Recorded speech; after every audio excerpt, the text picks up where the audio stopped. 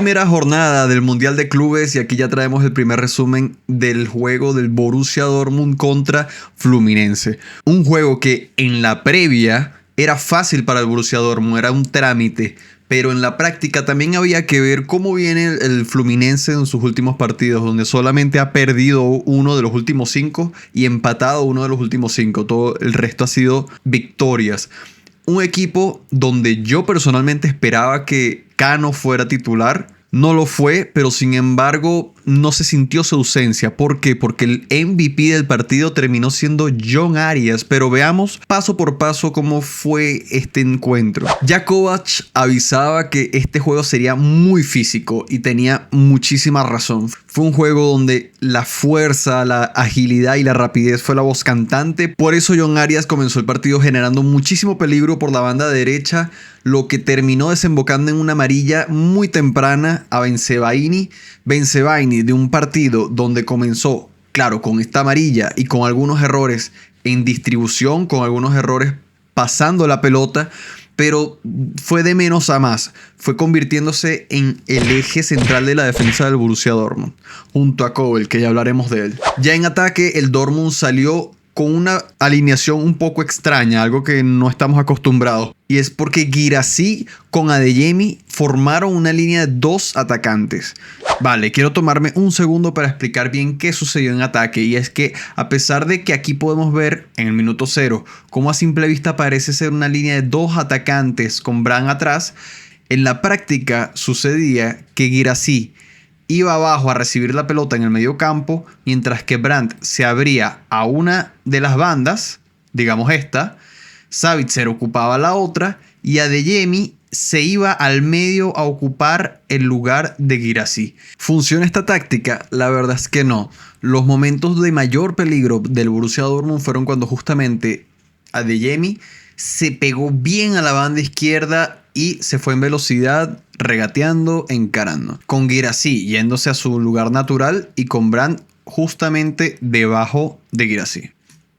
No hay más nada. Ya hablando del Fluminense, jugadores como John Arias, que ya lo mencioné anteriormente, y Canovio, el uruguayo, fueron las herramientas de mayor peligro del equipo brasilero. El Fluminense terminó el primer tiempo superando ampliamente al Dortmund en juego físico y táctico, perdiendo muy pocas pelotas en ataque, muy pocas, y generando muchísimo, constante peligro. Apenas al minuto 27 ya el Fluminense tenía 4 chutes a gol, mientras que el Dortmund solo había acumulado 1. Destacando algunas jugadas de peligro, además de esa de Adeyemi que ya mencioné anteriormente, también quiero resaltar una gran jugada entre Guirassy y Brandt, donde hicieron una pared muy rápida, con mucho peligro, pero que Thiago Silva defendió muy bien, los desarmó muy fácil. Y ya en los minutos finales del primer tiempo, el Dortmund empezó a presionar un poco más alto, empezó a ejercer mucha presión arriba, intentando forzar el error en salida del Fluminense, cosa que nunca sucedió, porque Fluminense jugó excelente en la salida del balón desde su área, en la posesión de balón y en las transiciones en ataque. Justamente esta presión alta que comenzó a hacer el Dortmund fue contraproducente, porque apenas comenzaron a presionar muy fuerte arriba, el Fluminense aprovechó los espacios y hizo un contraataque bastante peligroso, otra vez a manos de John Arias. Un Fluminense con ideas muy claras, con una ejecución perfecta y un Dortmund que parecía un poco dormido. Es verdad que cuando el Dortmund tenía la posición de balón generaba peligro, generaba jugadas muy interesantes, pero se conseguía con un Fluminense que en la línea defensiva estaba muy bien parado. Opinión personal, creo que para este tipo de momentos donde estamos contra un equipo que defiende muy bien y que el Dortmund solo genera peligro cuando tiene la posición de balón, es importante conseguir otras herramientas en ataques como los contraataques, cosa que Adeyemi, a pesar de que no tuvo éxito, a pesar de que tuvo muy malos resultados, fue el que generó ese peligro en contraataque. Se intentaron un par de contraataques más con Julian Brandt y con Guirassy que no tuvieron éxito. Y así terminó el primer tiempo, justamente con un contraataque de Adeyemi que fue desarmado, pero que generó bastante peligro, y con el Dortmund arriba presionando muy fuerte. Ya el segundo tiempo fue otra historia, un poco más decepcionante para los del Dortmund. Comenzó con Kobel casi lesionándose después de un muy duro golpe, donde incluso Alexander Meyer empezó a calentar. Ya por la parte del Fluminense no hubo cambios de jugadores, lo que sí hubo fue un cambio táctico, y es que Canovio y John Arias cambiaron de bandas. Ya John Arias no estaba atacando por la derecha sino por la izquierda, cosa que también terminó siendo decepcionante para los del Fluminense. Algo bueno para nosotros por fin, y es que John Arias fue totalmente neutralizado por Ryerson. Ryerson, sin hacer un juego muy espectacular, sin hacer el mejor juego de su vida, consiguió parar esos desmarques en ataque de John Arias. Lamentablemente tuvo que anclarse en el eje defensivo y no tuvo acciones en ataque, cosa que Ryerson nos tiene acostumbrados a eso. Y bueno, el momento que todo el mundo esperaba. Al minuto 58 salen Adeyemi y Gross y entran en Mecha y Jovi Bellingham. El debut de Bellingham más pronto de lo que pensaba. Yo tal vez pensé que lo iban a meter solo 10 minutos o ya directamente lo iban a meter contra el Ulsan Hyundai o contra el Maccabi, no me acuerdo cómo se llama ese equipo. Pero no.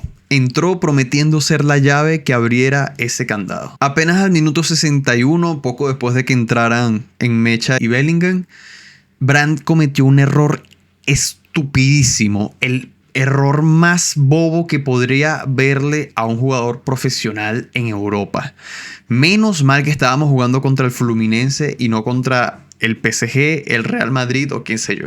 A partir de ahí comenzamos a ver cómo Bellingham se movía por todo el campo. Empezó jugando por una banda exactamente donde juega Adeyemi, pegado a la banda izquierda, muy adelantado, casi como un extremo, pero en pocos minutos pudimos ver que volvió al medio del campo, se fue a la otra banda, se fue en defensa y después se fue en ataque. Así que en general Bellingham tiene total libertad de movimiento en el equipo y es el único jugador que la tiene.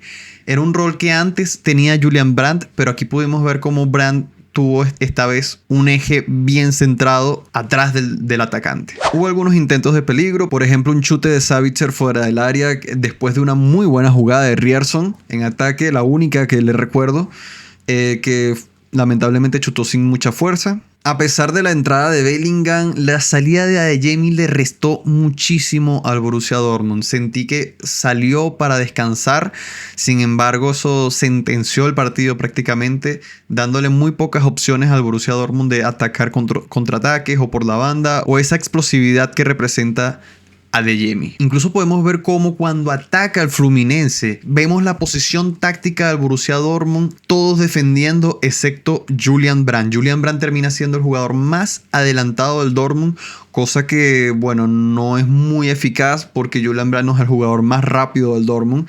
Es más, creo que es uno de los más lentos, de los menos explosivos por lo menos, y eso terminó justamente perjudicando mucho al Borussia Dortmund.